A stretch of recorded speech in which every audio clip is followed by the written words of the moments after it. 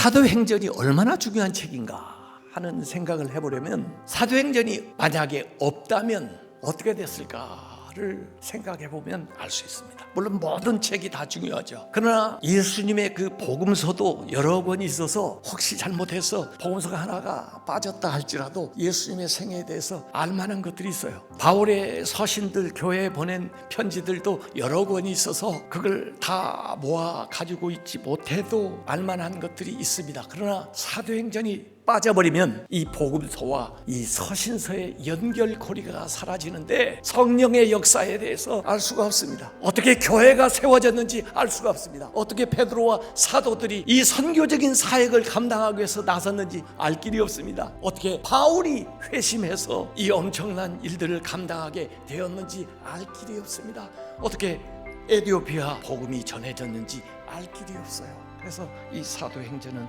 굉장히 다른 책도 다 중요하지만 중요한 내용들을 우리에게 알려주는 소중한 자산이다.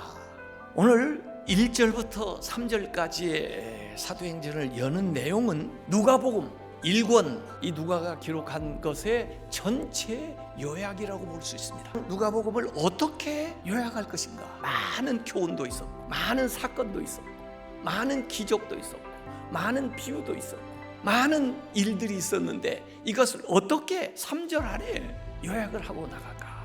여기에 누가의 관점이 들어가 있습니다. 누가는 어떤 교훈에 대해서 이야기하는 것이 아니고 누가는 한 인물에 대해서 이야기하는 겁니다. 그 한 인물이 예수 그리스도.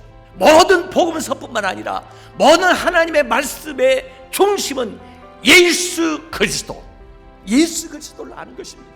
그래서 1절과 3절에 보면은 예수 그리스도 그 한 분에 대해서 얘기를 해요. 더구나 누가복음에 나온 말미에 있는 부활과 승천 기사를 다시 만들어 가지고 중복해서 여기 앞에 서술을 하고 시작을 합니다. 예수님의 승천 기사는 유일하게 복음서 중에 누가복음에만 나옵니다. 다른 복음서는 다 부활로 끝나요. 그런데 누가복음에는 예수님의 승천 기사가 나오는데 아주 간단하게 나옵니다. 그런데 그 승천 기사를 가져다가 이 사도행전은 비교적 상세하게 설명을 하면서 시작을 하는 것이 특징입니다. 예수님이 부활하셨다, 예수님이 승천하셨다, 이걸 안 믿는 사람도 있고 또 어떤 사람들은 증거를 좀 달라고 그렇게 요구하는 사람도 있는데, 가장 확실한 예수님의 부활의 증거는 사도행전에 나오는 사도들입니다. 이들이 예수님이 십자가에 못 박혀 돌아가실 때는 다 뿔뿔이 흩어지고 예수를 부인했던 베드로조차 어떻게 이들이 다시 초대교회의 주역이 되었는가? 그 중간에는 부활하신 예수를 만났다고 하는 확실한 증거가 들어있는 것입니다. 예수 그리스도의 부활의 증거는 초대교회입니다. 예수님이 돌아가시고 십자가에서 끝났다면 이제 와야 되고 말았을 그 모임이 교회가 되고, 그 교회가 예루살렘뿐 아니라 전 세계에 퍼져서 이 놀라운 역사를 이루는 것 그 자체가 바로 예수 그리스도의 부활의 증거요, 예수 그리스도가 승천하신 것의 확증이라고 하는 것을 우리가 알 수가 있는 겁니다. 누가의 기사는 승천으로 끝났지만은 사도행전의 기사는 승천으로부터 시작합니다.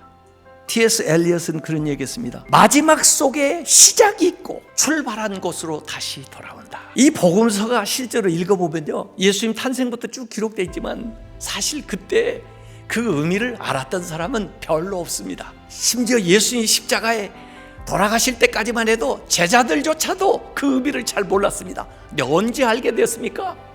예수님이 승천하시고 성령이 그들에게 임했을 때, 그때 비로소 눈이 열려서 십자가를 알게 되었고, 그 전에 하신 말씀을 깨닫게 되었고, 예수님이 이 땅에 오셨던 그 의미들을 알게 된 겁니다. 뒤에서부터 시작하는 거죠.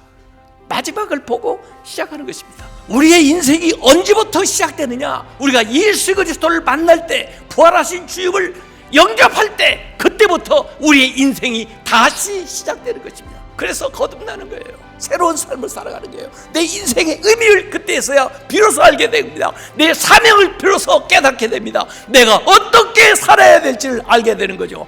새로운 정체성, 새로운 인생관을 우리가 받아들이게 되는 것입니다. 그래서 이 사도행전의 역사는 다시 출발했던 곳으로 돌아가가지고 그 모든 것을 다시 해명하면서 우리에게 가르쳐주는 거예요. 기독교적인 세계관을 주고 가치관을 주고 인생관을 주는 것입니다.